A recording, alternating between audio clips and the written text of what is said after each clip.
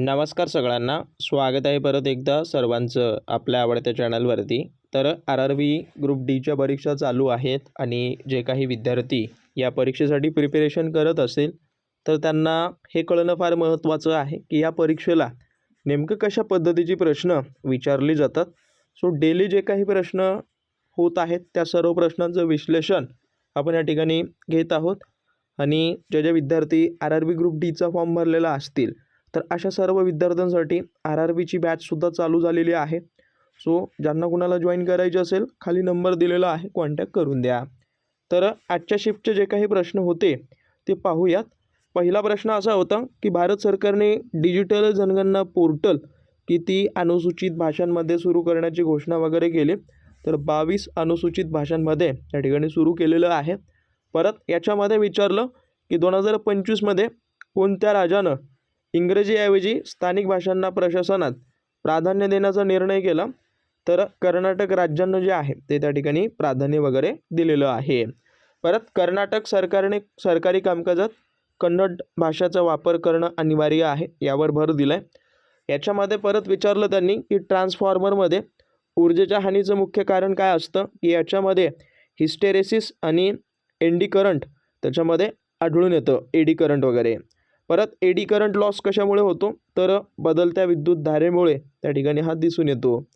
याच्यामध्ये परत AI for Indian language कार्यक्रम कोणत्या संस्थेशी संबंधित आहे, तर IIT मद्रास यांच्या संस्थेशी संबंधित असलेला हा कार्यक्रम वगैरे आहे. परत भारतीय भाषांसाठी AI टूल्स विकसित करण्यात कोणती संस्था आघाडीवर आहे, तर IIT मद्रास.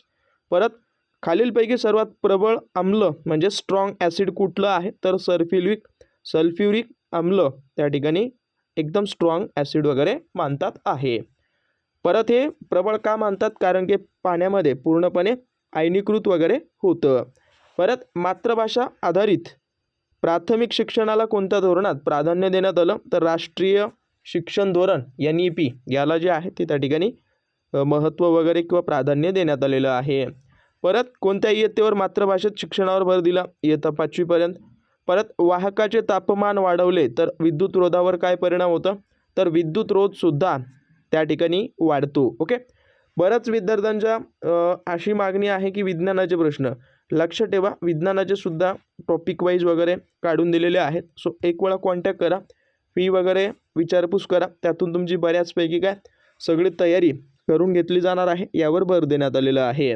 परत 2025च्या वर्ल्ड प्रेस फ्रीडम इंडेक्समध्ये कोणत्या देशानं अव्वल स्थान पटकवलं, तर नॉर्वेनं हे पहिलं स्थान त्या ठिकाणी पटकवलेलं आहे.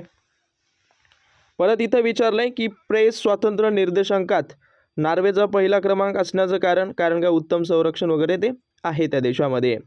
परत 2025मध्ये कोणत्या भारतीय भाषेला ऑनलाईन कोर्ट रेकॉर्ड ट्रान्सलेशन सिस्टीममध्ये जोडण्यात आलं, तर बोडो भाषेला त्या ठिकाणी जोडण्यात आलं आहे. बोडो भाषेला डिजिटल न्यायप्रणालीत का समाविष्ट करण्यात आलं, तर न्यायापर्यंतची पोहोच सोपी करण्यासाठी ते समाविष्ट करण्यात आलं. परत जागतिक मातृभाषा दिन कधी साजरा केला जातो, तर 21 फेब्रुवारीला. आणि 21 फेब्रुवारी हा काय जवळपास मातृभाषा दिवस कोणी घोषित केला, तर युनेस्कोनं.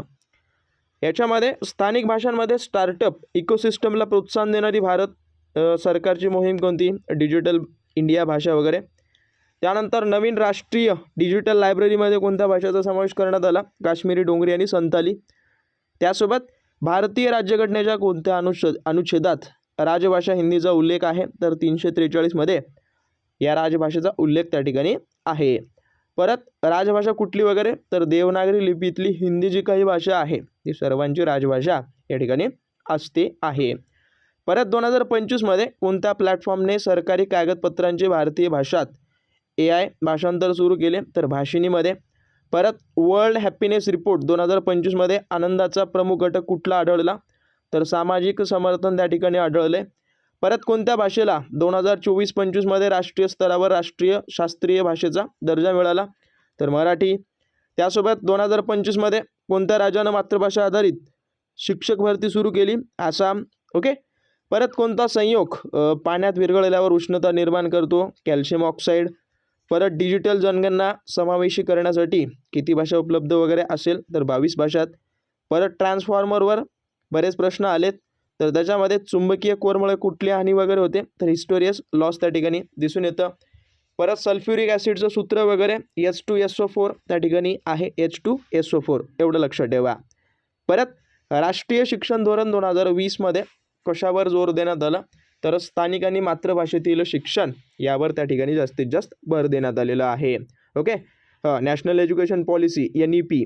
परत इलेक्ट्रॉन्सच्या प्रवाहातील अडथळा वाढल्यास काय वाढतं, विद्युत रोध किंवा रेझिस्टन्स वगैरे वाढतो. परत प्रेस फ्रीडम इंडेक्सनुसार कोणत्या देशानं मीडिया स्वातंत्र्यात प्रगती दाखवली, नॉर्वे.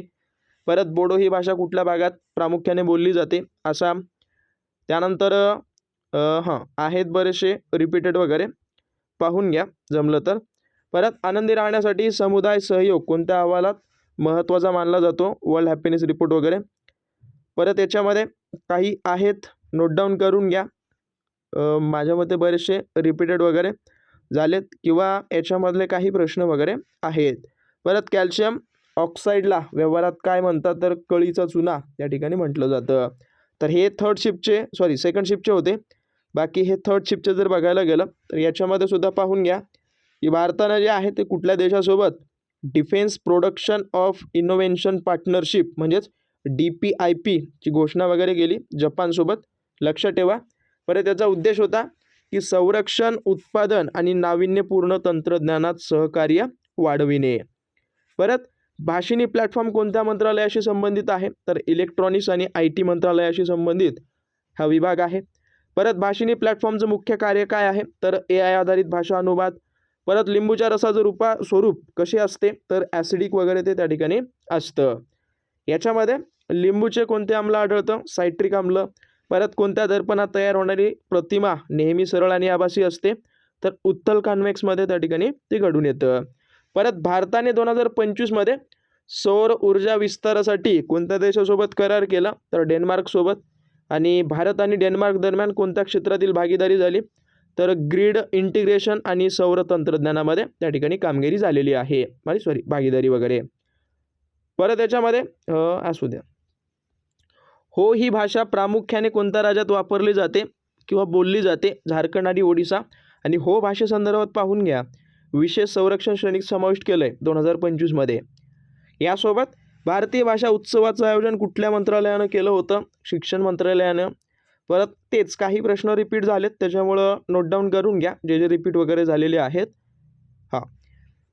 परत भोजपुरीला सुद्धा शास्त्रीय भाषेचा दर्जा देण्याची मागणी वगैरे वाढलेली आहे. परत नवीन न्याय पहल वगैरे सुरू केली, न्याय पहल. परत जागतिक हिंदी दिवस 10 जानेवारीला साजरा करतात. ओके. परत आंतरराष्ट्रीय मातृभाषा दिवस कोणाच्या स्मृतिप्रित्यात साजरा केला जातो, तर बांगलादेश भाषा आंदोलनासंदर्भात या ठिकाणी हा साजरा करतात. परत अशी काही प्रश्न वगैरे होती की महत्त्वाची होती, जसं की पृथ्वीच्या केंद्रावर एखाद्या वस्तूचं वजन 0 असतं. त्यानंतर वजन 0 असण्याचं कारण गुरुत्वबल सर्व दिशांनी समान असल्यानं ते परिणामी शून्य बल वगैरे होतं. परत कोणता धातू खोलीच्या तापमानाला द्रव अवस्थेत आढळतो, पारा. पारावर प्रश्न आलाय. परत अधातू विचारलं तर ब्रोमीन. परत मानवी शरीरात लाल रक्तपेशी कुठे तयार होतात, अस्थिमज्जामध्ये तयार होतात. परत जर वाहकातील विभवांतर दुप्पट केलं तर विद्युतधारेवर विद्युतधारासुद्धा दुप्पट होते, कारण का त्यांच्या दोघांमध्ये समानुपातिक सहसंबंध वगैरे असतो. परत ओहमचा नियम काय दर्शवितो, तर V हे जे आहे म्हणजेच याच्यामध्ये एक पद्धतीनं समानुपाती. ओके, विभवांतर वाढल्यास विद्युतधारासुद्धा वाढते, अशा पद्धतीने ते आहे. परत पुढं बघा की आम्ल पर्जन्यासाठी कोणता आम्ल जबाबदार, नायट्रिक आणि सल्फ्युरिक आम्ल त्या ठिकाणी जबाबदार असतो. परत अन्नाची निर्मिती वनस्पतीमध्ये प्रकाश संश्लेषण या प्रक्रियेद्वारे होते. त्यानंतर ध्वनी लहरी कुठल्या प्रकारच्या लहरी आहेत, तर अनुदैर्ध्य, धैर्य लहरी वगैरे त्या आहेत. परत प्रकाश संश्लेषणासाठी सर्वात आवश्यक घटक सूर्याचा प्रकाश असतो. शुद्ध पाण्याचा pH मान 7 असतो. परत pH 7पेक्षा कमी असेल तर अम्लीय, जास्त असेल तर क्षारीय. परत रिझनिंगचे काही प्रश्न पाहून घ्या. ॲज इट इज 5, 11, 23, 47, त्याच पद्धतीनं 97 त्या ठिकाणी पुढची संख्या येईल. परत बघा आरंभीच्या बिंदूपासून हा ते काही डायरेक्शन वगैरे संदर्भात होतं. परत रक्ताच्या नात्यात A हा Bचा भाऊ आणि C हा Aची आई असल्यास D Cचा पती वगैरे ॲज इट इज ते पिता वगैरे काहीतरी त्याच्या संदर्भात होतं. तर पाहून घ्या, अशा पद्धतीचे हे प्रश्न त्या ठिकाणी विचारलेले आहेत. बाकी शेवटचे काही 2-3 प्रश्न राहिलेत, पाहून घ्या. सो एवढे प्रश्न आज आपल्याला विचारले होते. त्याच्यासोबत रिलेटेड जे काही प्रश्न वगैरे होते ते सुद्धा यातच ॲड केलेले आहेत. काही आलेले, काही संभाव्य आणि त्यानंतर काही रिपीट होणारे, अशा सर्व प्रश्नांचा समावेश याच्यामध्ये करण्यात आलेला आहे. त्यामुळं काळजीपूर्वक नोट डाऊन करून घ्या आणि परत परत सांगतोय, सबस्क्राईब केलं नसेल करून घ्या. अशाच पद्धतीची सगळी तयारी परीक्षेपर्यंत तुमची करून घेतली जाणार आहे. त्यामुळं जे काही डाऊट असतील अवश्य कमेंटद्वारे विचारू शकता. बाकी तुम्हाला भेटेन पुढच्या भागात. धन्यवाद.